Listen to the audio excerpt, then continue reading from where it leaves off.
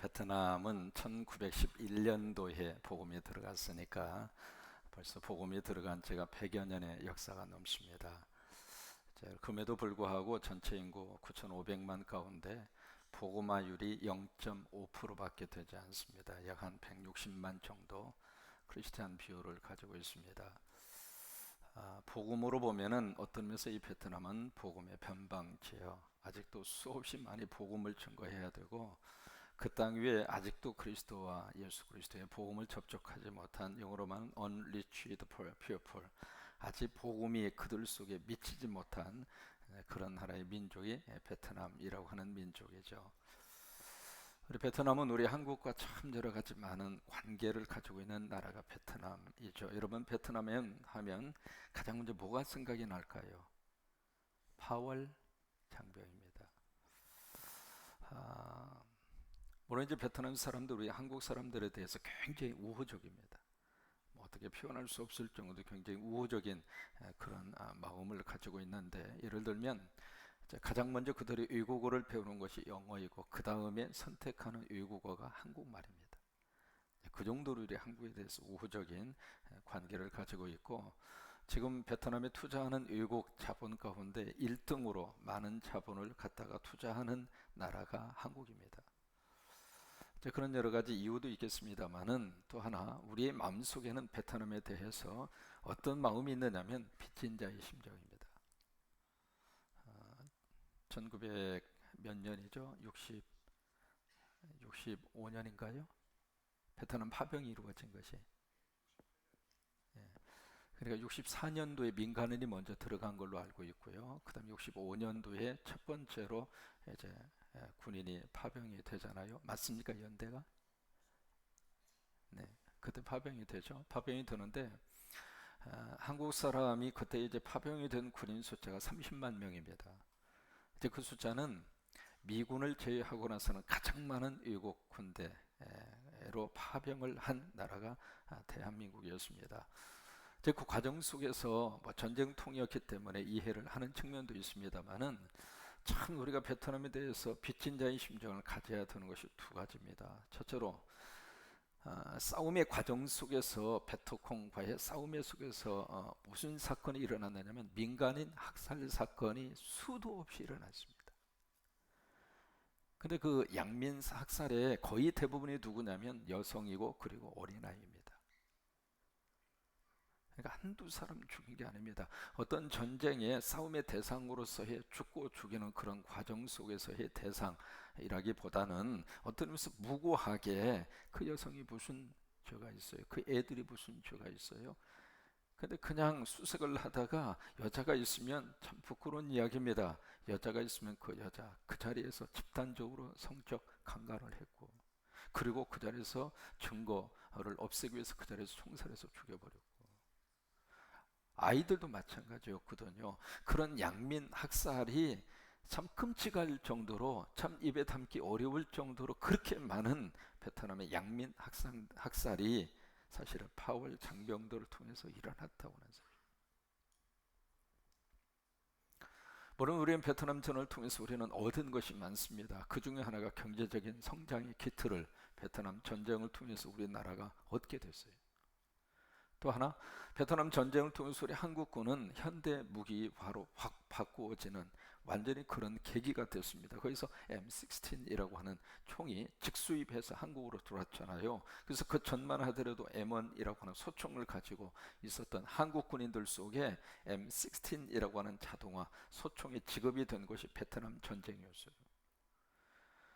그런 의미에서 우리 대한민국은 베트남 전쟁이 뭔가를 얻어내는 그런 기회가 되기도 했습니다만은, 그 배후에 그런 양민 학살에 대한 참 뭐라 말할 수 없는, 또 하나 두 번째 우리 빚진 자의 심정이 바로 뭐냐면 라이따이한 문제입니다. 라이따이한, 좀 많이 들어보시지 않았나 싶어요. 라이따이한. 그 라이라고 하는 말은 온다고 하는, 영어로 말하면 올레입니다. 올레. 왔다 그게 아니고, 따이한이라고 하는 것은 대한민국을 따이한이라고 합니다. 그러니까 한국에서 왔다 그 말이에요. 그러니까 한국에서 온 아버지하고 현지 베트남 어머니하고 사이에서 태어난 호녀라를 라이 따이한이라고 합니다. 그 숫자가 과연 얼마나 될까 지금 정확하게 파악하기도 힘듭니다. 부산 일부에서는 5천 명이라고 이야기했어요. 근데 5천 명보다 더 오래됩니다. 95년도인가요? MBC에서 따이한 문제, 라이 따이한 문제를 집중적으로 보도를 했습니다. 거의 추산을 하는 숫자가 1만 명에서 2만 명 정도 될 것이다. 그렇게 이야기합니다. 근데 가이들이 지금 많이 자랐어요. 벌써 끝난 지 40년이 넘었잖아요. 그래서 거기서 자라난 이 아이들이 아버지를 찾아서 한국에 오는 거예요. 그래서 아버지가 한국 사람이라는데 도대체 그 아버지 한번 얼굴이라도 보고 싶다. 그래서 그 이제 자라는 사람들이 참 그 대표적인 하나의 실례를 들자면 아이 넷을 낳고 거기에 베트남 어머님 사이에서 그렇게 하다가 이 한국 아버지가 그냥 한국으로 와버린 거예요. 그래서 이 어머니가 아이 넷을 데리고 어떻게 살다가 한국의 아버지를 찾아서 온 겁니다. 왔는데 딱 찾고 보니까 이 아버지가 먹고 살만한 그런 경제적인 능력을 가지고 있는 거예요. 그러니까 이 아버지가 돈을 주면서 빨리 가라고, 니네들 가서 살으라고. 그러니까 이 네 명이 우리는 돈이 필요 없다고, 난 아버지 자식으로 호적에 올리고 싶다고. 그러니까 이 아버지가 미국으로 도망가 버렸어요. 도망가 버리니까 어떻게 했느냐면 이것을 이제 무슨 뭐 이렇게 법적으로 뭐 소송을 거는 게 있더라고요. 그 소송을 걸어서 DNA 검사로 들어간 거예요. 그래서 결국에서는 이 네 명이 그 아버지 호적으로 올라갔거든요. 올라갔는데 이 어머니는 그동안에 이제 떨어져서 그렇게 애들 4명 데리고 참 말할 수 없을 정도로 그렇게 살았잖아요. 살았는데 그 남편 되는 분이 미국으로 가서 한 번도 이 자기의, 그러니까 애 넷을 낳을 정도로 그래서 같이 살았음에도 불구하고 그 자기의 부인하고 얼굴을 한 번도 보지도 않고 보려고 생각도 안 하고, 그러다 결국 그 어머니가 암에 걸려서 세상을 떠났어요. 이 라이따이한 문제는 참 우리들이 어떻게 앞으로 참 베트남에 대해서 갖는 숙제 중에 하나입니다. 근데 그런 역사적인 암울한 역사가 있음에도 불구하고 어떻게 베트남 사람들은 한국 사람들을 좋아할까? 여러분, 우리가 일본 사람 대해서 좋은 감정이 있습니까? 없어요. 왜? 일제시대에 우리가 한 역사적 사실 때문에 그래요. 우리가 지금 베트남에서 한 그것도 역사적인 사실이거든요. 그럼에도 불구하고 어떻게 베트남 사람들이 한국 사람들에 대해서 그렇게 우호적일까? 지금 K-팝이라든지 이 드라마라든지 이걸 얼마나 좋아하는지 말이죠. 아마 오늘 이번에 17분 가시는 단기 선교 팀원들보다도 그분들의 배우 이름을 더 많이 알고 있을지도 몰라요. 한국 사람 배우 이름을. 그 정도로 좋아하는. 왜 그럴까? 그것은 베트남 정부의 교육 정책 때문에 그렇습니다. 이 베트남 정부에서 교육을 시킬 때 한국과 한국 사람에 대해서 증오심을 심어주지 않았어요. 그래서 한국 사람들을 우호적으로 생각하는 거예요. 이번 우리 선교팀이 가서 정말 그들을 미안한 마음으로 끌어안아 주고 오셨으면 좋겠어요. 그래서 그들 속에 복음을 통해서 그들에게 용서를 구하는 마음으로, 그리고 정말 그들의 가슴 속에 있는 한을 예수 그리스도의 은혜로 풀어주고 오는 그런 단교 선교팀의 여정이 될 수 있게 되기를 주의 이름으로 축원합니다. 여러분 아시는 인도의 시성이라고 불리는 사람이 타고르라고 하는 사람이 있죠. 그 타고르는 사람이 동방의 등불이라고 하는 긴 시를 씁니다. 원래 그분이 이제 한국을 오고 싶었는데 사정이 여의치 않아서 일본으로 가요. 그래서 일본을 갔다가 배를 타고 오면서 한국을 그리워하면서 그가 지었던 시가 동방의 등불이라고 하는 시예요. 그 시에 보면은 타고르가 그렇게 노래합니다. 일찍이 아시아의 황금 시기에 빛나던 등불의 하나인 코리아, 그 등불 다시 켜지는 날에 너는 동방의 밝은 빛이 되리라. 참 우리 한국 사람들에게 긍지와 자긍심을 심어주었던 저 시가 동방의 등불, 인도의 타고르가 지은 시예요. 근데 시에 다시 한번 띄워줘 봐요. 그 부분에 오시면 너는 동방이 뭐가 돼요? 밝은 빛이 돼 미래형이에요. 그러면 과연 우리 한국이 이 동방의 밝은 등불로 어떻게 쓰임을 받을 수가 있었을까? 참 묘하게도 동방의 밝은 등불이 되려라 예언적으로 이야기했던 타고르의 그 예언대로 하나님은 우리 한국을 복음의 밝은 등불로 쓰셨어요. 지금은 선교사를 가장 많이 파송한 나라 미국입니다. 그 다음에 2등이 대한민국입니다. 그런데 인구 대비로 봐서는 선교사를 가장 많이 파송한 나라가 한국입니다. 인구 대비로 봐서는 미국은 벌써 인구가 약 한 3억 가까이 되거든요. 그리고 우리나라는 지금 다 남한 인구 다 합쳐도 한 6천만 명이 안 되잖아요. 이게 인구 대비로 봤을 때 가장 많은 선교사를 파송한 나라가 한국이에요. 세계 곳곳에 우리 선교사님들이 들어가지 않는 나라가 없어요. 듣지도 못지도 못한 전혀 모르는 그 나라 거기서도 한국 선교사가 들어가요. 어떤 면에서 우리 하나님은 우리 한국을 선교적인 동방의 등불로 이미 우리 민족을 들어 쓰시려고 작정을 하고 계시고, 그래서 그 선교적인 놀라운 역사를 이룩할 수 있도록 하나님 우리 민족을 들어 쓰셔서 말 그대로 동방의 등불로, 다른 등불이 아니라 영혼의 빛을 비추는 동방의 등불로 하나님 우리 민족을 들어 쓰시고 있는 줄로 믿습니다. 중국하고 일본이 가장 부러워하는 게 있습니다. 그것이 바로 뭐냐면 전 세계적으로 한국처럼 인적 네트워크가 형성되어져 있는 나라가 아시아에서는 없어요. 어느 나라를 가든지 한국 사람이 있는 거예요. 근데 그 사람들이 바로 그 속에 들어가서 현지 문화 익숙하게 알고 있고, 현지 언어 익숙하게 하고 있고, 현지 관계성 다 맺고 있는 거예요. 이 인적 네트워크를 누가 지금 형성하고 있는가? 선교사님들이 형성하고 있는 거예요. 그러니까 중국이나 일본이 너무 그게 부러운 거예요. 이게 하루아침에 되는 게 아니잖아요. 그렇다고 이게 돈 있다고 되는 것도 아니잖아요. 근데 하나님은 우리를 선교사님, 선교라고 하는 이 귀한 목적을 가지고 선교사님들을 전 세계로 쫙 하나님이 퍼뜨려 주셔서 그 선교사님들을 통해서 전 세계적인 인적 네트워크를 형성한다. 이것은 하나님이 우리 한국을 들어 쓰시고자 하는 하나님의 놀라운 축복입니다. 선교사님들이 그 나라에 가면 보통 사람들을 상대하는 게 아니에요. 우리 한국 사람들은 좀 머리가 또 뛰어나지 않아요. 우리 한국 사람들이 선교 잘할 수 있는 몇 가지 조건이 있습니다. 그 중에 하나가 뭐냐면 얼굴이 하얗지도 않고 검었지도 않고, 어디 가든지 우리는 같이 어울릴 수 있는 얼굴. 또 하나, 식성이 우리는 뭐든지 잘 먹어요. 우리는 써서 못 먹어요. 없어서 못 먹어요.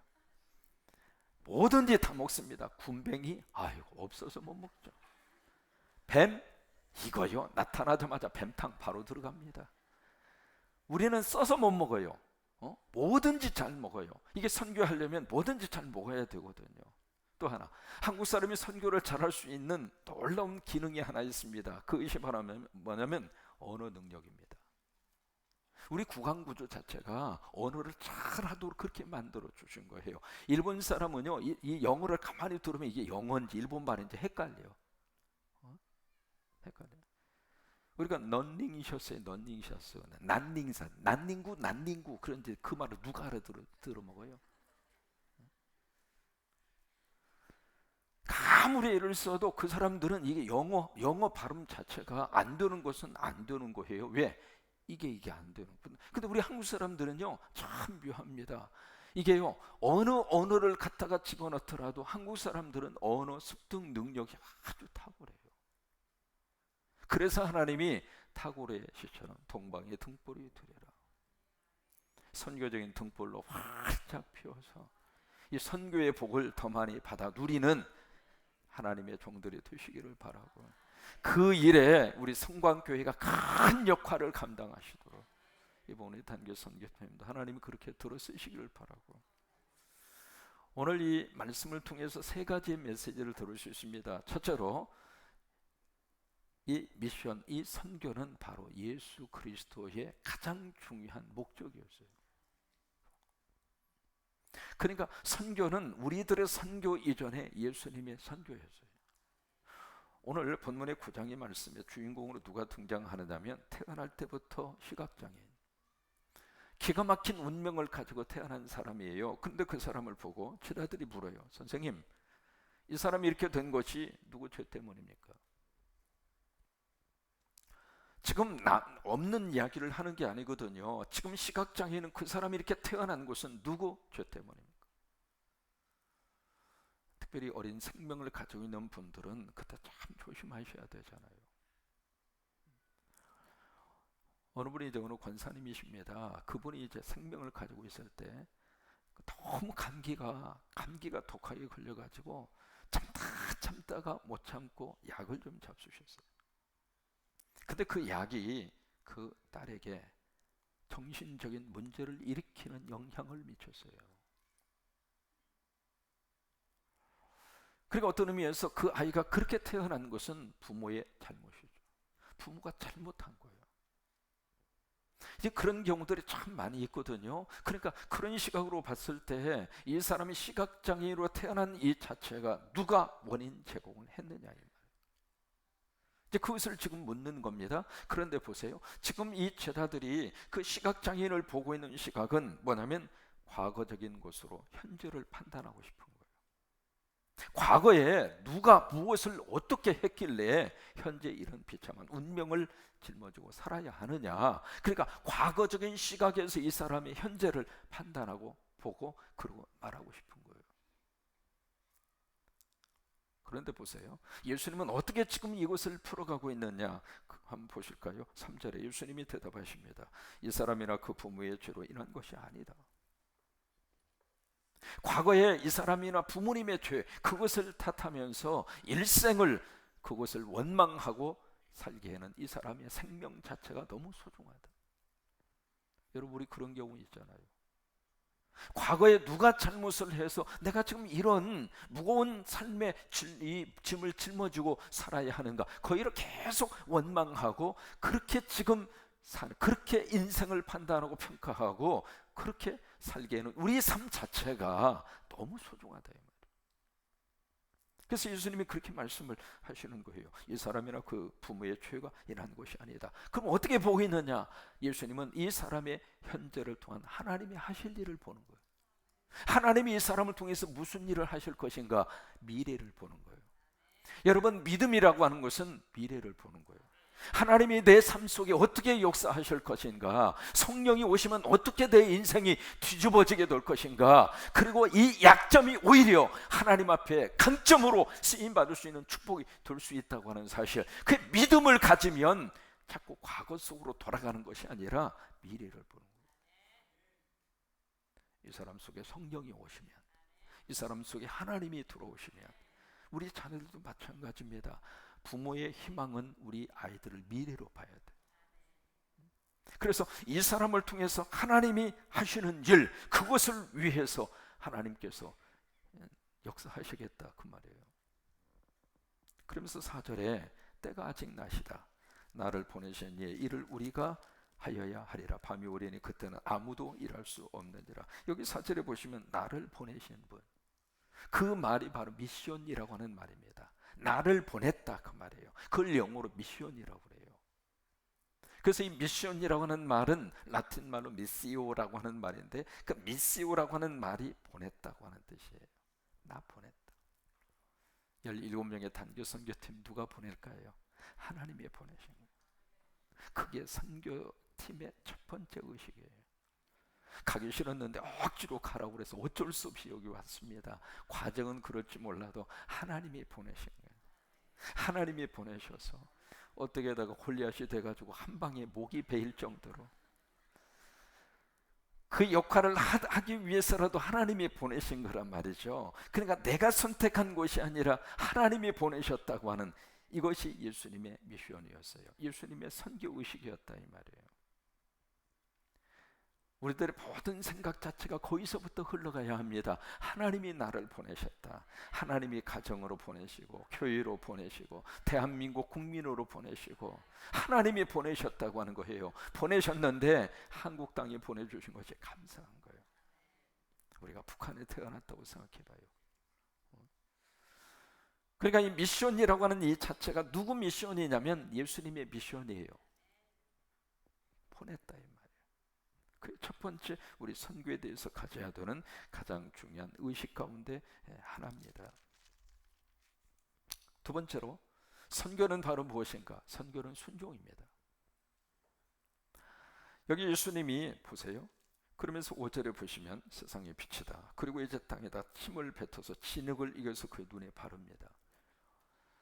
여러분 생각해 보세요. 지금 보이지도 않는데 어떤 사람이 와가지고 탁 뱉더니 진흙을 이겨가지고 눈에다 붙여. 그러면 그 사람의 심정이 어떨 것 같아요? 지금 보이지도 않아서 답답해 죽겠는데 거기다 진흙을 갖다 발라봐. 얼마나 더 이게 속상할 일이에요. 그런데 그러면서 하시는 말씀이 실로암에 가서 씻어. 근데 이 실로암이라고 하는 단어의 뜻이 무슨 뜻이냐면 보냄을 받았다. 근데 이 사람이 그대로 나를 보내신 이의 미션, 그 선교적인 것을 가지고 또 다른 선교적인 것을 요구하는 거예요. 그러면서 이 사람이 실로암에 가서 눈을 씻잖아요. 씻는 순간 그의 눈이 보게 되는 역사가 나타나게 된 거예요. 그러니까 뭐냐면 이 사람이 실로암까지 갔다고 하는 것은 바로 순종이에요. 선교는 순종이에요. 그러니까 순종하는 자를 통해서 하나님이 선교적인 역사를 이루셔요. 70명의 전도대원을 주님이 다 부르신 다음에 둘씩 짝을 지어서 각 동네로 다 마을로 다 보냅니다. 가잖아요. 순종이에요. 순종해서 가니까 그 선교 현장에서 기적이 나타났어요. 바로 귀신들이 하늘에서 떨어지는 모습을 눈으로 직접 목격을 한 겁니다. 예수님의 이름으로 명령했을 때 기적이 나타나는 것을 그들이 보게 된 거예요. 선교 현장은 참 놀랍게도 은혜의 현장입니다. 하나님이 일하시는 것을 몸으로 느낄 수 있는 장소가 선교 현장이에요. 그래서 선교 갔다 오고 나면 말이 많아져요. 왜? 본 게 많으니까.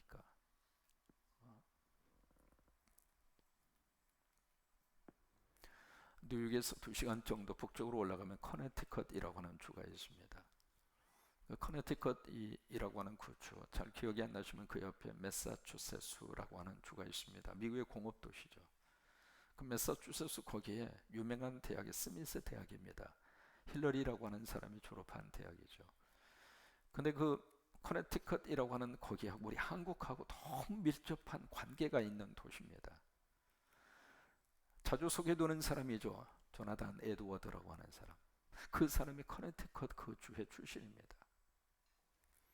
이분이 19세기에 미국의 큰 부흥의 역사를 이루면서 바로 그 동네에 거기에 커네티컷 신학대학이 있습니다. 그 신학대학에서 뭐가 있었느냐면 바로 19세기 말입니다. 미 전역에 있었던 그 신학생들 전체가 다 모여져서 이 커네티컷 그 신학대학에서 전국 신학생 대회가 열립니다. 그러니까 막 부흥의 불꽃이 일어나니까 그 성령의 불덩어리를 통해서 전국 신학생들이 모여서 거기서 집회를 가진 거예요. 집회를 가지면서 그 자리에서 무슨 도전을 하느냐면 지금 저 아시아에 조그마한 나라가 있다. 근데 그 나라 이름이 코리아다. 근데 그 코리아에 아직 복음이 들어가지 않았다. 여러분 가운데 성령님의 음성을 듣고 그 나라에 가서 복음을 전했으면 좋겠다. 그렇게 광고를 합니다. 여러분 19세기만 하더라도 한국이 어디 붙었는지 어떻게 합니까? 근데 그 두 사람이 그 광고를 듣고 중국하고 일본으로 선교를 가려고 작정하고 준비하고 있던 두 젊은이의 마음속에 성령님이 코리아라고 하는 나라를 집어넣어준 거예요.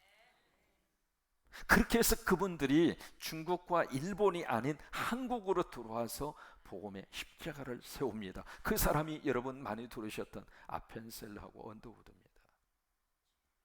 그래서 이 커네티컷에 있는 그 신학대학하고 우리 한국하고는 너무 귀한 인연이 있는 거예요. 저는 그 신학대학에 가서 참 가만히 이렇게 아주 붉은 벽돌로 되어져 있는 그 당시 19세기에 그렇게 큰 신학교 캠퍼스가 있을 수 있을까 싶을 정도로. 선교는 하나님의 부르심 앞에서의 순종이에요. 순종하고 가시는 선교팀 하나님께서 함께 하실 줄로 믿고 또 저와 여러분도 같이 보내는 심정으로 함께 순종하며 중보기도 하고 같이 한 몸 돼서 역사를 이루어 갈 수 있게 되기를 원합니다. 그럼 세 번째로 선교는 성령님이 리더자입니다. 사도행전 1장 8절 아시잖아요. 성령이 너에게 임하시면 권능을 받고 온 유대와 사마리아와 땅 끝까지를 내 증인이 되리라 그러잖아요. 그러니까 그 부분을 보시면은 선교를 리더해서 선교를 끌고 가시는 분은 누구냐면 성령님이셔. 그러니까 성령님이 선교를 유발시키고 성령님이 선교를 끌고 가신단 말이에요. 그래서 성령으로 충만한 교회는 선교를 열정적으로 하게 돼 있어요. 왜요? 성령님이 그렇게 교회를 끌고 가시는 거예요. 근데 이 성령의 역사가 약해지면, 성령의 불이 꺼지면 선교가 죽어버려요. 왜? 그 선교를 리드하는 성령님의 역사가 사라지기 때문에 그런 거예요. 저는 우리 성광교회 안에 성령의 은혜가 충만하시기를 바랍니다. 성령의 은혜가 충만하시기를 바랍니다. 그래서 성령님이 선교를 리드해 가시도록, 그게 선교적인 놀라운 역사의 하나님의 축복이에요. 자, 보실까요? 예루살렘과 유대와 사마리아와 땅 끝까지, 이게 사도행전의 역사입니다. 그런데 이 복음의 역사가 시작이 되면서 뭐가 같이 동시에 들어왔느냐면 핍박의 물결이 들어오고, 야고보가 죽죠. 스데반이 먼저 죽죠. 그 다음에 야고보가 죽죠.